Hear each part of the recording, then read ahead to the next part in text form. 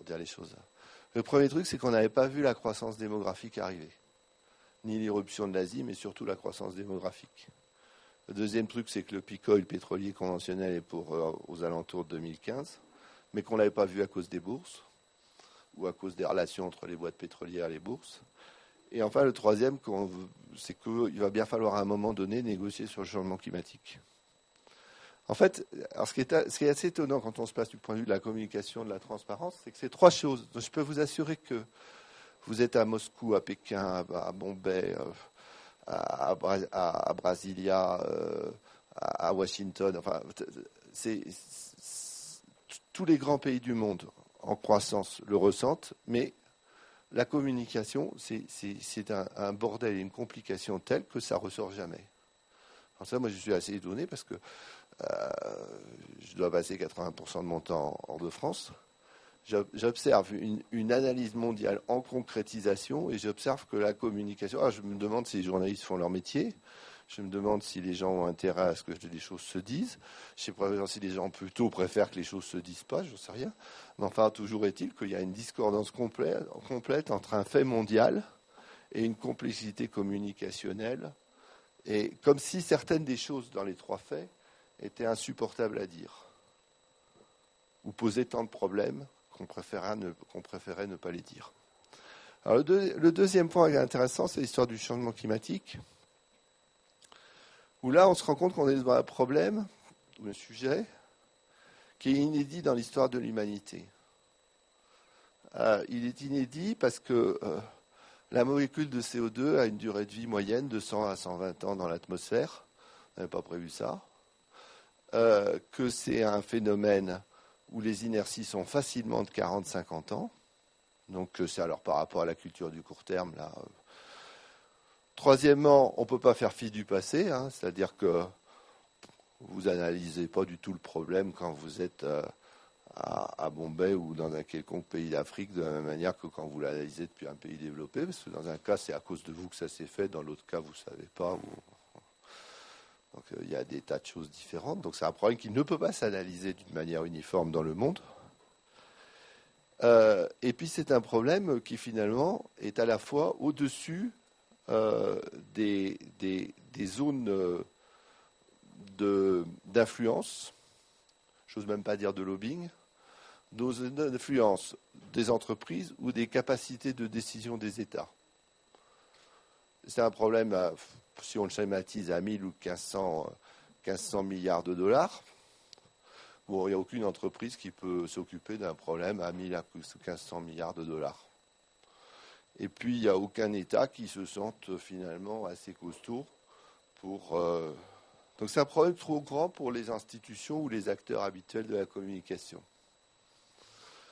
Ce qui fait qu'on a un fait singulier aujourd'hui, c'est que la principale innovation dans le machin, c'est un prix lancé par Branson, le président de Virgin, de dire, puisque les institutions, ça ne fonctionne pas ou ça ne peut pas fonctionner, je vais lancer un prix sur la meilleure solution mondiale au changement climatique, parce qu'au moins, comme ça, il se passera des choses nouvelles.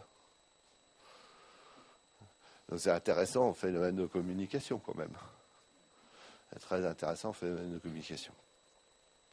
C'est-à-dire que, bon, et même, vous avez des acteurs, même, alors il y a des acteurs qui ne veulent pas en entendre parler, mais il y a des acteurs comme l'Europe qui n'arrêtent pas de se draper dans leur dignité et leurs grands principes, mais qui veulent surtout constituer des discours qui empêchent de discuter avec les autres. Donc, si on dit qu'on veut discuter, mais qu'en fait on discute, on parle pour ne pas discuter, le résultat ne fait jamais défaut, quoi. Donc c'est un sujet intéressant par rapport au sujet transparence et langage. Et moi, il se trouve que j'ai été admis comme pour compléter à titre personnel dans ce prix par ma présidente, mais je suis dans une entreprise. Mais mon angoisse, c'est que Sarko ou Al Gore, ils récupèrent le truc pour eux. Donc moi aussi, je suis pris dans des situations où il faut que je fasse attention à ce que je raconte. Par exemple, je vous dirais bien ce qu'il y a dans la proposition pour le prix mondial, mais je ne vais pas vous le dire, parce que si jamais il y en a un d'entre vous qui va expliquer à Sarko ce qu'il y a dedans, évidemment, je vais perdre les chances de gagner le prix. Bon,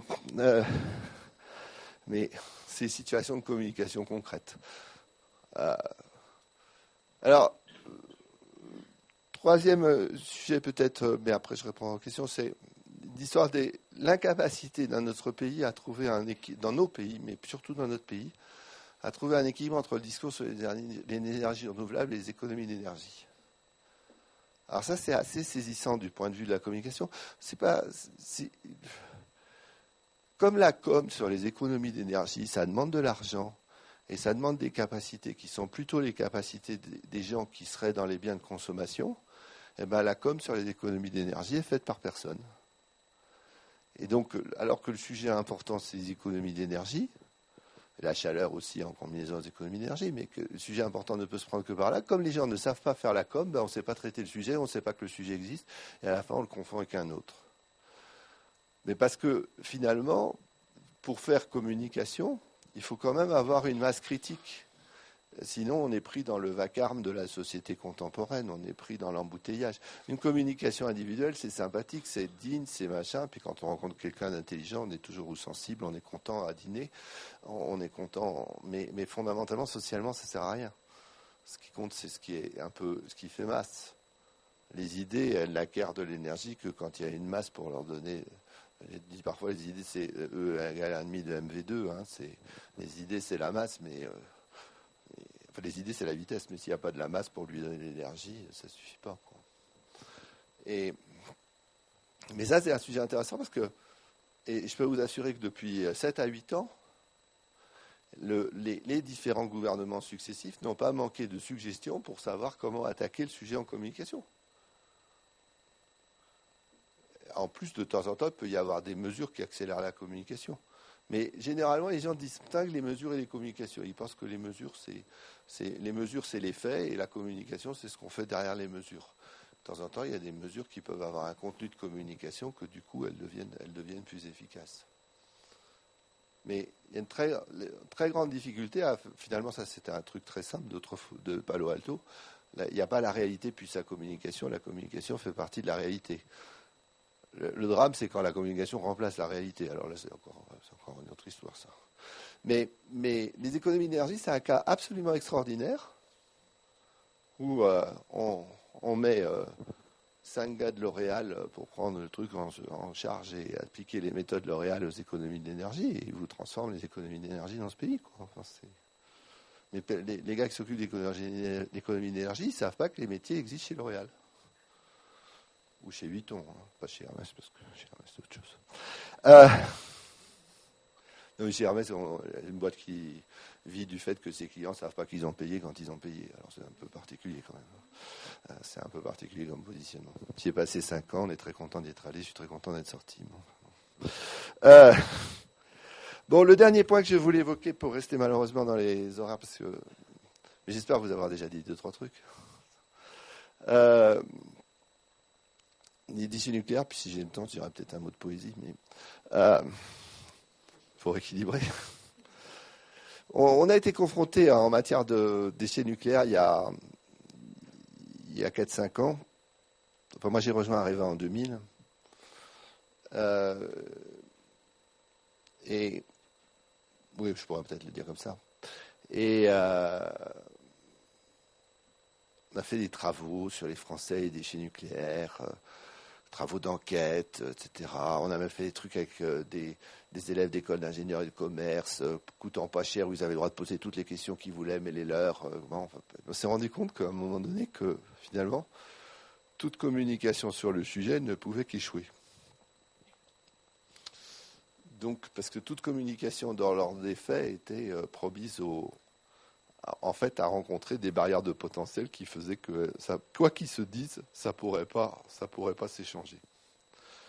Donc on a fait un travail à ce moment-là de dire, là on est devant un sujet très spécial. Hein. Il faut vraiment étudier il faut essayer d'étudier ce que les gens pensent. Et soit on va trouver quelque chose, soit on va trouver une telle complexité qu'on ne saura pas quoi en faire. Mais quel que soit le résultat, qu'il y ait un résultat ou qu'il n'y en ait pas, ça sera intéressant. Alors ce travail a été publié, vous pouvez l'obtenir, vous tapez yahoo.fr, les Français, les déchets nucléaires d'Iribarne, et vous avez le travail. Hein. Donc il est publié sur le net. Et il s'est avéré qu'en fait, il y avait une extraordinaire structure des représentations. Je vous passe sur le contenu, c'est pas ce qu'il y a le plus intéressant, c'est et que en fait, c'était en ayant accepté de rentrer dans une méthode tolérante de travail où on s'inspire à la fois de l'anthropologie et de la psychanalyse, où on respecte à la fois les disciplines que sont l'anthropologie et la psychanalyse, à condition de ne pas être trop impatient, on pouvait dégager des résultats importants. Et les résultats ont été assez importants pour que en fait, une loi soit votée au Parlement sur l'aval de ce travail. Donc on ne peut pas dire que c'est un travail juste d'un télo qui a été fait dans un coin. Puis on peut dire aussi qu'on est le seul pays du monde qui l'ait fait. Donc c'est aussi un autre point, c'est que ça a coûté 300 000 euros quand même. Hein. Donc il faut quand même avoir l'argent pour le budgéter. Il faut qu'il y ait des gens pour dire que finalement c'est assez important pour qu'on l'étudie. Mais ceci étant dit, le résultat est saisissant et on voit que si on n'avait pas fait le travail d'étude et de recherche, on n'aurait jamais trouvé quoi. Enfin, donc, une fois qu'on sait le résultat, on dit ah oui, ça aurait pu le trouver, mais ça c'est pas très honnête. Il faut étudier. Bon, ceci dit, c'est pas facile de trouver un décideur, même Madame Lauvergeon, à qui on dit c'est 300 000 euros, il y a une chance sur 3 que ça réussisse, mais il faut quand même étudier. Donc là, il y a aussi des responsabilités ou du courage qui est nécessaire. Voilà ce que je pouvais dire pour essayer de vous présenter quelques points. Bon, alors ceci dit, je pense que... Alors la poésie, c'est... Moi j'ai travaillé sur le rationnel derrière l'émotionnel dans la sensualité, pour dire les choses assez simplement dans ma vie. Alors j'ai travaillé ça en commençant par les jardins japonais, ensuite par les bouquets de fleurs, ensuite par les papiers, ensuite par le Lafite Rothschild, et puis ensuite non, ça s'appliquait à tout le Pauillac, mais bon, c'était Lafite qui payait. Et puis ensuite Hermès. Quand j'étais chez Hermès, j'ai eu un travail énorme à faire sur finalement qu'est-ce qu'il y avait de profond là derrière, qui datait du 18e ou du 19e. J'ai monté un séminaire sur l'invisible de 3 jours, ce qui est une charge intéressante pour un laïc. Ça n'arrive pas tous les jours. Il faut dire qu'en plus chez Hermès, là, il y avait budget illimité, donc fondamentalement, ça donnait des moyens quand même pour faire quelque chose d'exceptionnel. Bon, si je pouvais dire, alors, pour être plus sérieux, mais ça c'est au niveau du fond, c'est les réalités poétiques. En fait, on en fait presque la théorie aujourd'hui. Je vous choque peut-être en disant ça.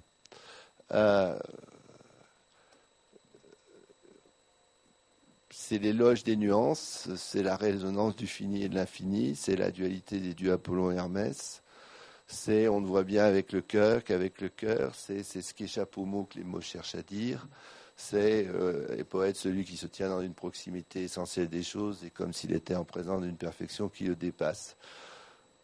C'est le fait que le poème est le développement d'une exclamation et que c'est cette tension entre développement et exclamation qui elle-même constitue le poème. Alors en quoi c'est intéressant par rapport aux autres sujets, c'est que ça fait quitter le champ de l'explication. On quitte délibérément le champ de l'explication. Ce n'est pas l'opposition simplement entre les discours qui décrivent et les discours qui suggèrent, mais qu'il ne s'agit pas d'expliquer. Il ne s'agit pas de démontrer. Il s'agit de faire ressentir. Il s'agit de faire partager. Il s'agit d'émouvoir. Pas émouvoir au sens de manipuler les cœurs et les esprits, mais d'émouvoir au fond. Deuxième chose, c'est que les réalités poétiques, elles sont à la fois mystérieuses, non mystérieuses, mystérieuses et non mystérieuses, ni mystérieuses et ni non mystérieuses. Donc ça échappe à la dualité vrai-faux des réalités scientifiques ou dites scientifiques, dans lesquelles on oppose le A et le non-A. La réalité poétique, c'est à la fois A, non-A, A et non-A, ni A et ni non-A. Donc c'est assez intéressant par rapport au sujet. Bon, ça équilibre, ça évite de croire que ce qui se passe dans votre entreprise est la seule chose qui compte. Après, il y a des différences de structure de pensée extrêmement fortes entre les pensées asiatiques et les pensées européennes, qui, moi, me saisissent parce que je suis toujours frappé de voir qu'on enseigne dans nos pays les cultures européennes en considérant que les cultures asiatiques sont non enseignables, alors qu'il suffit d'aller en librairie, que ce soit à Paris ou à Londres, pour avoir plein de livres sur les cultures asiatiques, il faudrait quand même sortir un peu de l'anthropocentrisme européen ou européano-américain. Il n'y a pas que l'Asie, mais moi, il se trouve que j'ai travaillé sur le Japon et l'Inde. Donc, c'est ça que je connais un peu mieux.